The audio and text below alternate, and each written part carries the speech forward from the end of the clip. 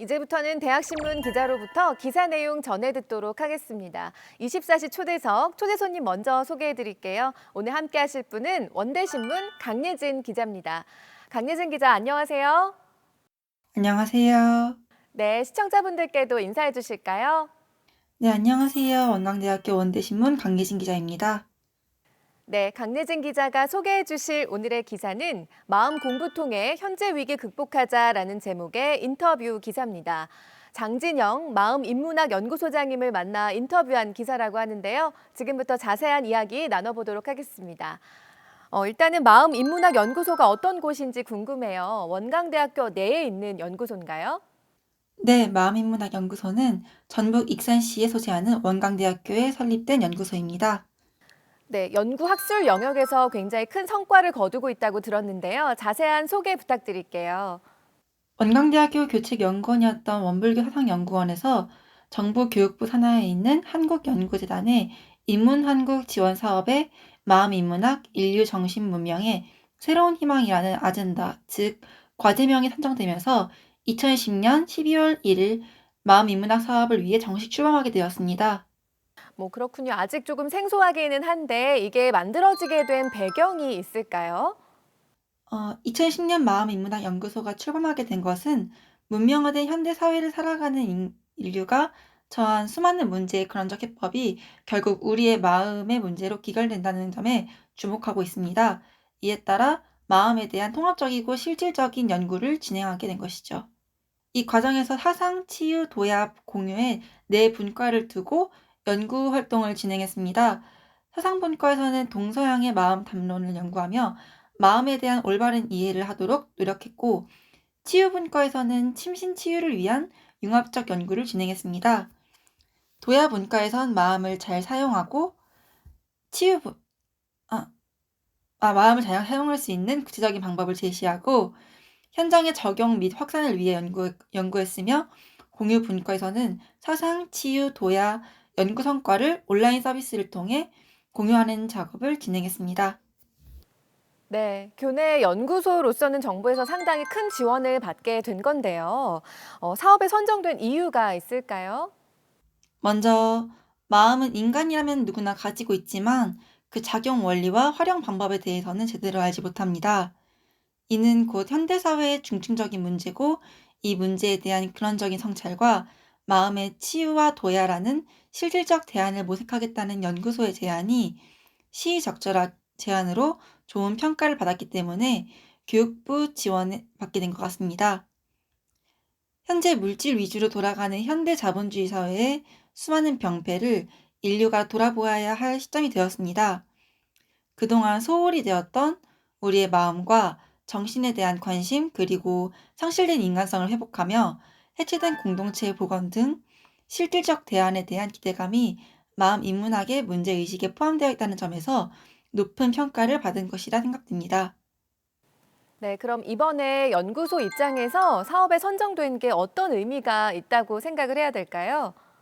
마음 인문학의 제안이 선정된 것은 그동안 인류가 이기적 욕망과 물질적 성장을 우선시함으로써 더불어 살아가는 전제인 공동체적 가치나 정신적 성숙에 대해 소홀히 했는데 현대사회의 수많은 병증과 그로 인한 인류의 고통을 성찰하는 반성의 계기를 마련했다는 점에서 큰 의의가 있다고 생각됩니다. 이는 밖으로만 행했던 인류의 관심을 안으로 되돌리는 계기가 될 수 있는데요.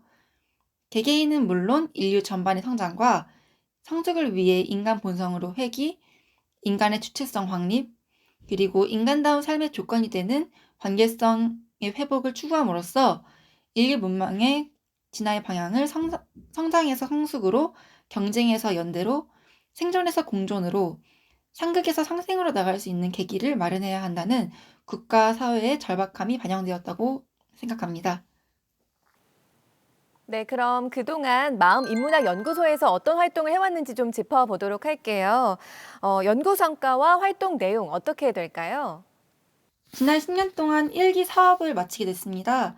이 시기의 연구 성과 세 가지를 말씀드리면, 첫째로는 연구학술 영역에서는 국제학술대회 10회, 국내 학술대회 35회, 소규모 학술회 77회 등을 개최해서 마음과 관련한 국내외 연구자들의 학문적 연대와 소통의 장을 마련하고 마음 인문학을 국내외 학계에 알리는 역할을 담당하였습니다.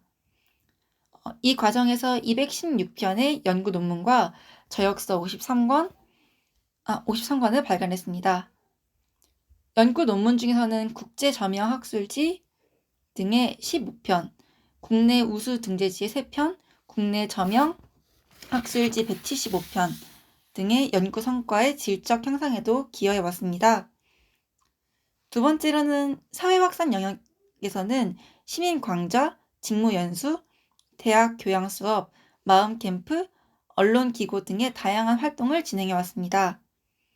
대표적으로는 마음 치유와 마음 도야의 현장 전문가인 마음 지도사 양성 사업으로 서울, 여수, 익산, 전주, 거창, 전주 등의 전국 곳곳에 350여 명의 마음 지도사를 양성했는데 이들은 지역 사회의 마음 인문학 확산에 주도적 역할을 했다는 점입니다.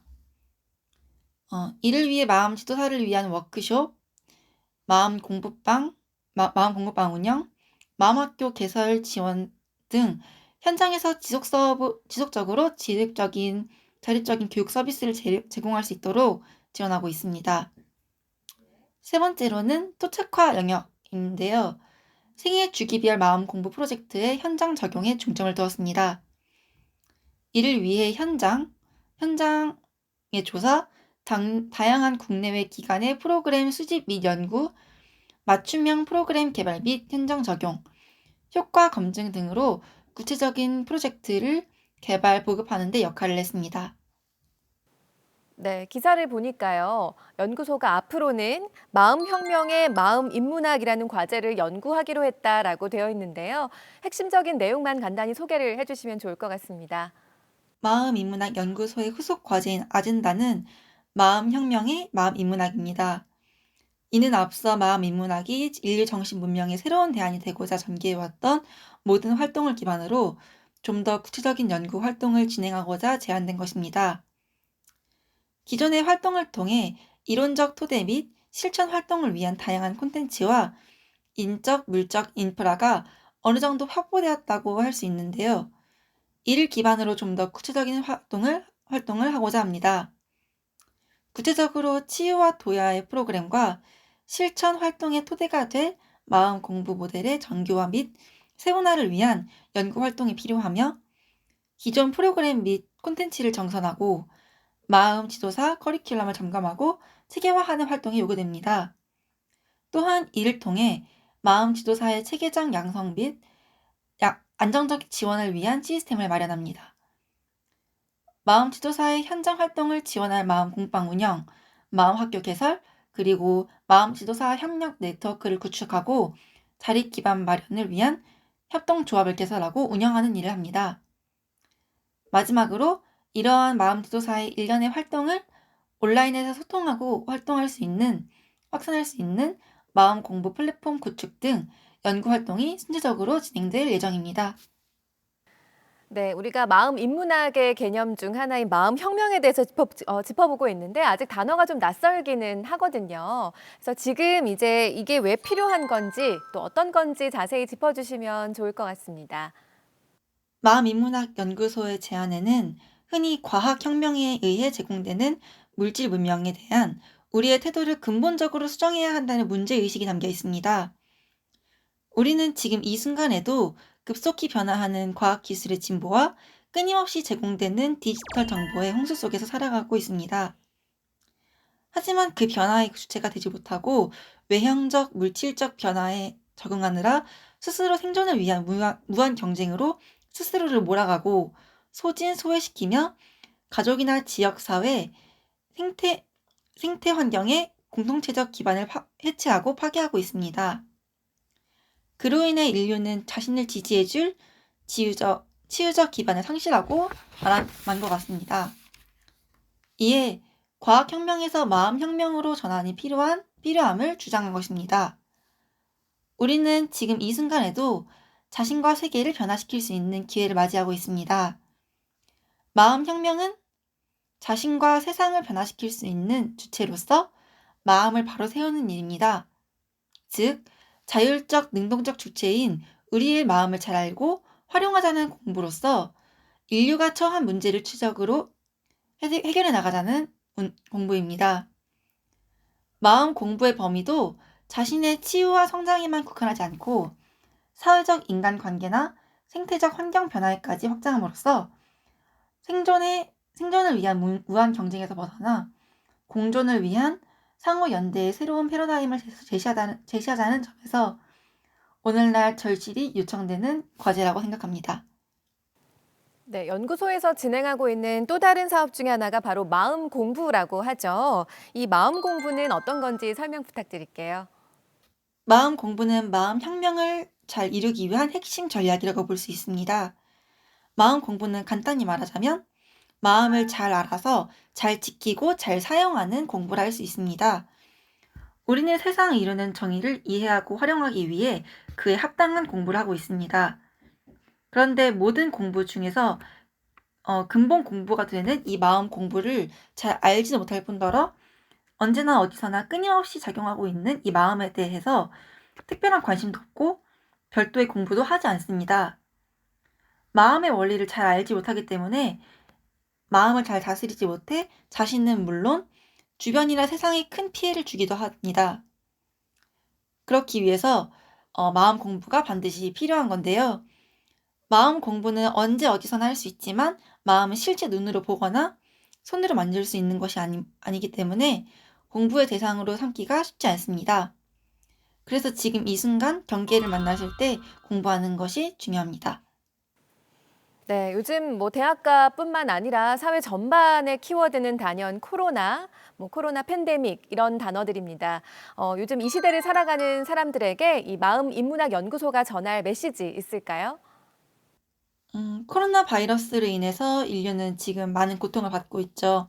한편에서는 코로나 방역뿐만 아니라 코로나 백신이나 치료제 개발을 통해 현실적인 해법을 찾기 위해 많은 노력을 하고 있습니다. 그러나 그 과정에 많은 사람들이 코로나 블루와 같은 심리적인 문제를 호소하고 있는데요. 이는 외적인 재난 상황이 내부의 마음 건강에도 큰 영향을 미치고 있다는 점을 반증한다고 생각합니다. 실제 마음인문학 연구소에서는 지역 인문학 센터 사업의 일환으로 마음 방역 프로젝트를 진행하고 있어요. 이에 자체적으로 마음 방역 키트를 제작해서 교내 학생과 교직원을 대상으로 12월 내로 1차 보급을 추진 중이며 새 학기에도 추가로 보급할 예정입니다.